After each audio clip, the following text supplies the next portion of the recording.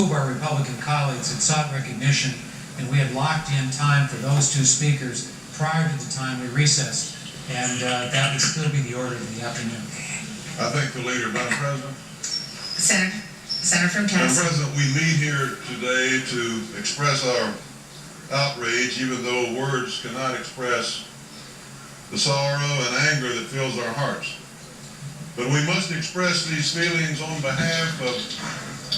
The Senator would suspend. The Senate is still in order.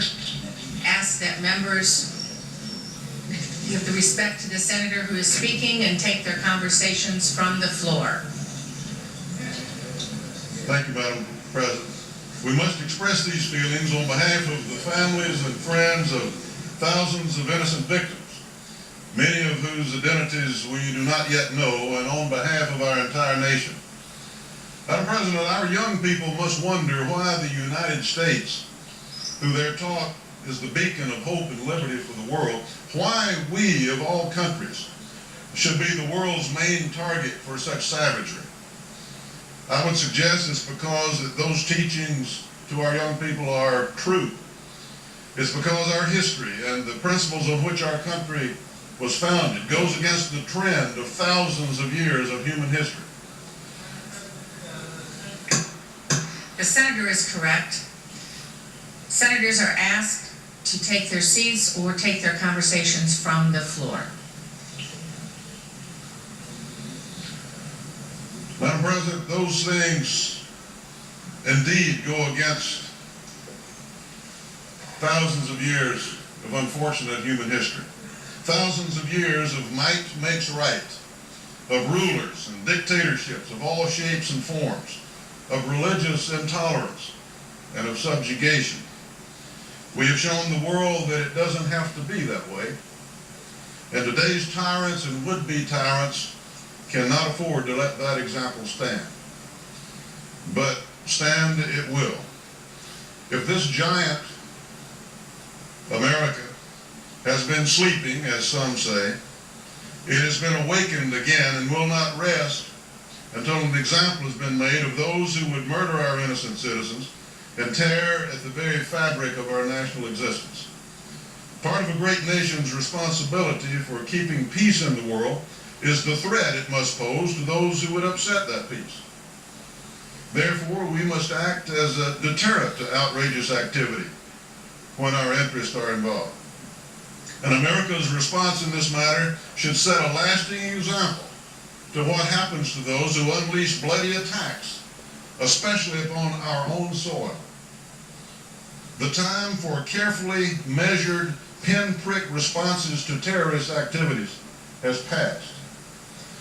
But we in this body and in the House do not have the luxury of simply expressing our outrage and demanding retribution. We, along with the President, set policy, and we must quickly reconcile ourselves to some things that we must do. Since our victory in the Cold War, we have become complacent in the notion that the most significant danger to our nation has passed. We see it in our military budget. We hear it in our rhetoric. We see it in our debates over which threat to our country is most probable, even though yesterday's events should remind us once again how faulty such predictions can be. We attempt to decide with precision what the chances of a missile attack by a rogue nation, or by terrorists versus a suitcase bomb, versus a biological attack, versus a cyber attack. Surely we must now realize that the world's #1 target, the United States of America, must protect its citizens from all of these possibilities. While protection can never be complete, who's going to decide which window of vulnerability we're going to allow to remain open? The old Soviet threat has been replaced by new ones that are in many ways more dangerous and more insidious. We have been warned about this repeatedly by the Hart-Rudman Commission, the Gilmore Commission, by the Bremer Commission, and by experts in numerous committee hearings. Surely now we will listen.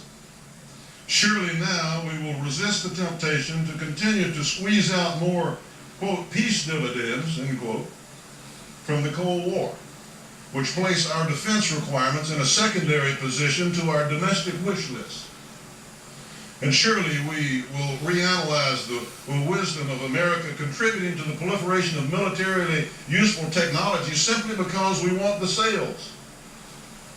It's my belief that this is what we did as late as last week with the passage of the Export Administration Act. If we place short-term considerations, our desire for profit, or our desire to maintain record-high surpluses above our own national security, we will become much more vulnerable to the potential of experiencing other days like yesterday. Historians tell us of another democracy that after major military success cut its military budget, turned inward, failed to react to provocation in hopes of maintaining peace, a nation whose leaders followed the popular demand for more butter and fewer guns, and who felt that if worse came to worse, technology would bail them out, and that treaties with dictators would substitute for defenses. That country was England after World War I. And those policies contributed to causing the biggest war in the history of the world. And we must not make a similar mistake. We cannot alter the past, but we can affect the future. I sincerely urge that we keep these things in mind as we consider our appropriations bill, and especially as we consider what monies are necessary to keep this country safe. It's not only the right and necessary thing to do, it is the only real tribute we can pay to our citizens who have so recently paid such a dear price simply for being Americans. President, I yield the floor. Madam President. Senator from New Hampshire.